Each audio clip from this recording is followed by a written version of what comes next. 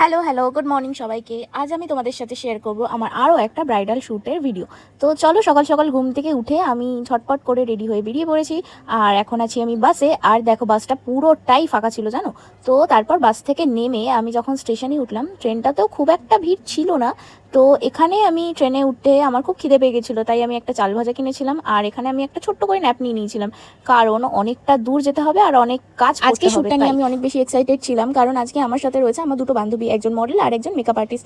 তো ওরা দুজনও আমার সাথে একই ট্রেনে এসেছিলো, কিন্তু কি অদ্ভুত ব্যাপার আমি জানিই না। তারপরে দেখো, আমার মোয়াকে আমি দেখছি ট্রেন থেকে নেমে আমার জন্য দাঁড়িয়ে আছে, আর আমরা টোটো করে চলে এলাম এই স্টুডিওটাতে। তো স্টুডিওতে এসে দেখো আমি ফটো ভিডিও ক্লিক করে নিচ্ছি, কারণ তোমাদেরকে তো দেখাতে হবে না। আর তারপর দেখো আমি আমার মোয়াকে হেল্প করছি, কারণ ও শাড়ি র্যাপিং করছিল। আর এখানে আমি একটা বিফোর আফটারও শ্যুট করেছিলাম আমার ফোন থেকে, যেটার ভিডিও অলরেডি পোস্ট আছে, তোমরা চাইলে আরেকবার দেখে আসতে পারো আমার প্রোফাইলে গিয়ে। আর এই দেখো, এখন হচ্ছে আমার হেয়ারটা বেশি কিছু করবে না ও আজকে, তাই হেয়ারটা হালকা করে ক্রিম করে ও রেখে দিয়েছে। আর মডেল হয়ে যদি একটু একটু ভিডিও ক্লিপ না নিলে তাহলে কি করলে তোমরা।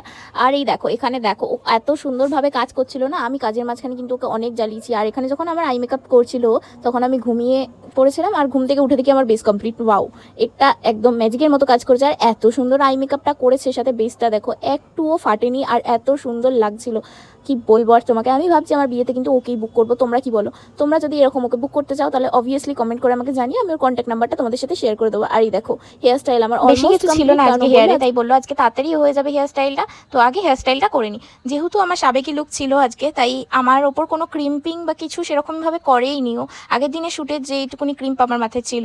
তো দেখো, এখানে অলমোস্ট আমার লুকটা কমপ্লিট হয়ে গেছে, এখন শুধু কলকাটা বাকি আছে। কেউ আমার তারিফ করুক না করুক, আমি তো নিজের তারিফ ডেফিনেটলি করবো। কি আমার গাল ধরে টিপুক না টিপুক, আমি তো পাউট করবোই। আমার এত ভালো লাগছিল লুকটা যে তোমাদেরকে কি বলবো। আর দেখো কত সুন্দর করে কলগা করছিল, আর প্রত্যেকটা স্টেপ করার সময় না আমাকে জিজ্ঞেস করছিল, দেখো এটা ভালো লাগছে, এটা ভালো লাগছে। কারণ ও না চায় যে আমি যাতে কিন্তু অনেক ছোট বয়সে মেকআপ করেছে, আর এত সুন্দর মেকআপ করেছে যে কি বলবো। আর এই যে নোলকটা ছোট্ট মতো আমি যে পরে আছি, এটা কিন্তু ওর কেনা নোলক। আমি এত তারিফ করেছি যে ও আমাকে নোলকটা গিফট করে দিয়েছে। থ্যাংক ইউ সো মাচ এই নোলকটা গিফট করার জন্য আমাকে। আমার সত্যি অনেক বেশি পছন্দ হয়েছে। আমি এটাকে নিজের কাছেই রেখে দেবো, কারণ এটা খুবই একটা স্পেশাল গিফট যেটা আমি পেয়েছি। আর দেখো, পুরো গাল কলকাটা করার পর চুমু লাগছিল, পুরো আমাকে চুমু মনে হচ্ছিল নিজের গালে নুজি চুমু খাই। তো কি করা যাবে আর, এত সুন্দর আমাকে দেখতে।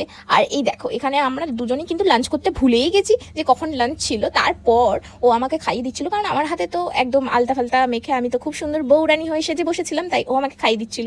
আর এত ভালো লেগেছে আমার, ওকে মনে ছিল ব্যাগে করে বাড়ি নিয়ে চলে আসি। আমার মাকে যদি বলি না এখন খাই দেওয়ার কথা, আমার মা বলবে তুই খেলে খা, না খেলে আমি রেখে দিলাম, আমার কোনো যায়ও না আসেও না, ঠিক আছে। তো তারপর হচ্ছে আমি এখানে কিছু বিটিএস শট নিয়ে নিচ্ছিলাম, কারণ পরে আমি এগুলোকে কিন্তু রিলস বানিয়ে পোস্ট করব। তো যদি লাইক করে থাকো আমাকে, তাহলে কিন্তু ফলো করতে একদম ভুলে যেও না। আর হ্যাঁ দেখো, এত সুন্দর লুকটা যে করেছে ওর একটা তো ক্রেডিট আছেই বস। ওকে কিন্তু তোমরা যদি বুক করতে চাও আমাকে কন্ট্যাক্ট করে অবশ্যই জানিও। তারপর আর কি, তারপর আমরা চলে এলাম শ্যুট করতে। আর এই যে দেখো, এত সুন্দর লুকটা আমি শ্যুট করার সময় যে এক্সপ্রেশন দিয়েছি না, ও ঢেলে ঢেলে এক্সপ্রেশন দিয়েছি একদম। তারপর রেডি হয়ে চলে আসলাম এই স্টেশনের উদ্দেশ্যে, কারণ এবার তো বাড়িও ফিরতে হবে না, অনেকটা রাত হয়ে গেছে অলরেডি। আর এই যে মাঝ রাস্তায় যে রেল লাইন ক্রস করা, এটা কিন্তু একটা মডেলের দক্ষতাই রয়েছে। মডেল হয়ে যদি এইটা না করি তাহলে আর কি করলাম জীবনে।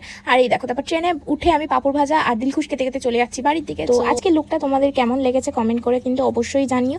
আর হ্যাঁ, আমাকে ফলো করতে ভুলো না, যদি ভালো লেগে থাকে একটা লাইকও করে দিও। So that's it for today.